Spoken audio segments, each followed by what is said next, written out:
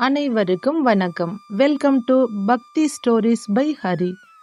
நமது சேனலில் நாம் இன்று விமர்சனத்தால் என்ன விபரீதங்கள் விளையும் என்று ஒரு சிறிய பதிவை பார்ப்போம். தவத்தில் இருந்த ஒரு மகரிஷி கண் திறக்காமல் தினமும் ஒரு முறை கையை நீட்டுவார். கையில் யாராவது எதையாவது போட்டால் என்ன ஏது என பார்க்காமல் விழுங்கி விடுவார். இவர் கையை நீட்டும் நேரம் பார்த்து பக்தர்கள் கனிகள், அப்பம் முதலியவற்றை தருவர். இதனால் புண்ணியம் சேரும் என கருதினர். ஒரு நாள் அந்த நாட்டின் அரசன் வேட்டைக்கு வந்தான். அன்று பக்தர்கள் யாரும் வரவில்லை. அந்நேரத்தில் மகரிஷி கையை நீட்ட அவரை பரிகாசம் செய்யும் நோக்கத்தில் மன்னன் தான் வந்த குதிரை போட்ட சாண உருண்டையை போட மகரிஷியும் வாயில் போட்டார். மன்னன் சிரித்தபடியே போய்விட்டான். மறுநாள் முனிவர் ஒருவர் அரசவைக்கு வந்தார்.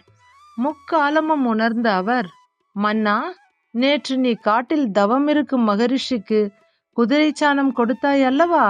அது நரகத்தில் மலை போல் வளர்ந்து கொண்டிருக்கிறது. நீ நரகம் வந்ததும் அதை உண்ண வைப்பர் என சொல்லிவிட்டு சென்றார். மன்னன் நடுங்கி விட்டான். தர்மம் செய்து தன் பாவங்களை குறைக்க முடிவெடுத்தான். அரண்மனை நந்தவனத்தில் ஒரு குடில் அமைத்து தங்கினான். இளம் பெண்களை வரவழைத்து திருமணத்துக்குரிய நகை, பணம் கொடுத்து பாவம் செய்ததின் கெடுதல் பற்றி எடுத்து கூறி அனுப்பிவிடுவான். அதை அவ்வூரில் சிலர் வேறு மாதிரியாக கதை கட்டினர். மன்னன் இளம் பெண்களை தவறான நோக்கத்தில் வரச் சொல்கிறான், தவறுக்கு கூலியாக நகை, பணம் தருகிறான் என்றனர். ஒரு நாள் பார்வையற்ற கணவரை அழைத்து வந்த ஒரு பெண் அரசனின் குடில் முன்பு நின்று பிச்சை கேட்டாள். அந்த கணவன், நீ யார் வீட்டு முன்பு இப்போது நிற்கிறாய் என்று கேட்டான்.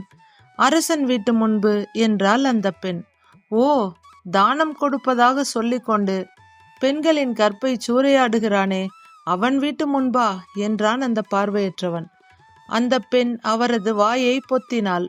அன்பரே, என் கற்பின் சக்தியால் நான் முக்காலத்தையும் உணர்ந்தவள் என்பதை நீங்கள் அறிவீர்கள்.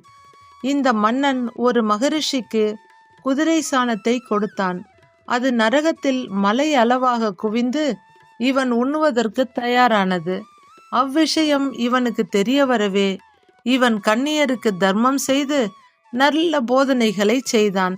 ஆனால் இவனை பற்றி தவறாக பேசி அவனுக்காக குவிக்கப்பட்டிருந்த சாண மலையில் ஒவ்வொரு கவலமாக ஒவ்வொருவரும் பங்கிட்டு கொண்டனர்.